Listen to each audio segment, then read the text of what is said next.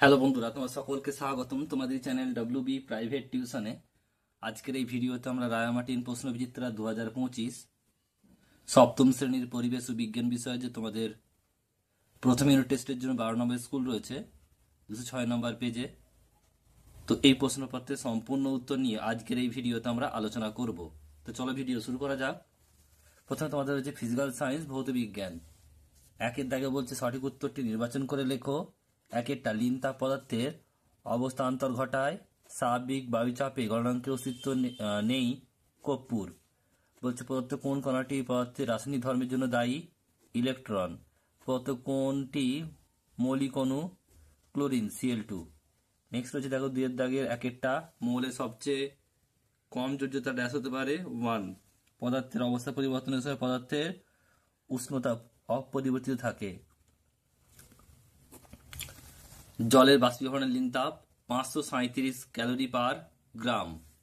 Next প্রশ্ন পরেরটা বলছে তিনের দাগের একেরটা বলছে বরফ গলনের লিন তাপ কত? 80 ক্যালোরি পার গ্রাম। ফারেনহাইট স্কেলের নিম্ন স্থিরাঙ্কর মান কত? 32 ডিগ্রি ফারেনহাইট। নেক্সট প্রশ্ন বলছে জিঙ্ক এর চিহ্ন লেখো, এটা হবে Zn। বাকি যে প্রশ্ন রয়েছে দেখো, এরপর হচ্ছে চার দাগের একেরটা অঙ্ক রয়েছে, কি বলছে দেখে নাও।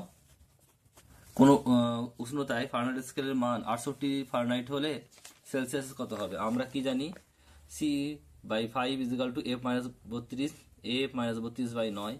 তাহলে F মানে বলেছে 68 বিয়োগ করবো 36 হবে। তাহলে এখানে C/9 = 36/9, 4 9 36, 4 4 5 20 ডিগ্রি সেলসিয়াস উত্তর হবে। নেক্সট প্রশ্ন যে বাকি রয়েছে, এই প্রশ্নগুলো মানে চার দাগের দুইয়েরটা প্রত্যক্ষ সংযোগ ক্রিয়া কাকে পিডিএফে দেখিয়ে দেবো। এরপর রয়েছে দেখো বলছে যে CH4, এটা তোমরা পিডিএফে দেখিয়ে দেবো। নেক্সট প্রশ্ন বলছে পরেরটা দেখো যে এখান থেকে সমতা বিধানটা দেখে নাও। এখানে 2 হবে, এখানে 2 হবে, আর দুইয়ের দাগে দেখো বিয়েরটা কি আছে, এখানে 2 হবে, এখানে 2, আর এখানে 4 হবে। এরপর হচ্ছে দেখো সংকেত লিখতে হবে অ্যালুমিনিয়াম অক্সাইড Al2O3, আর মিথেন হচ্ছে CH4। এরপর তোমাদের রয়েছে লাইফ সায়েন্স, জীবন বিজ্ঞান। একের দাগের একটা চুলে যে প্রোটিন থাকে তা হলো কি? কেরাটিন। প্রোটিন বাঁচোয়া খাদ্য হলো কি? শ্বেতসার। কোন খনিজ মৌলের অভাবে রক্তে শ্বেতসার শর্করার পরিমাণ বেড়ে যায়? জিঙ্ক। এরপর হচ্ছে দেখো দুধের দ্বারা একটা হাত পা বেঁকে যায় ভিটামিন ডি এর অভাবে।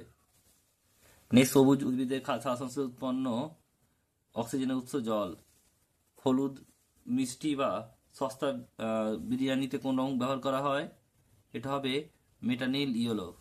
মানব দেহ থেকে জল কিভাবে বেরিয়ে যায়? মূত্র ও ঘাম রূপে। বাকি যে প্রশ্নগুলো রয়েছে এটা তোমাদের পিডিএফে দেখিয়ে দেবো, দেখে নাও।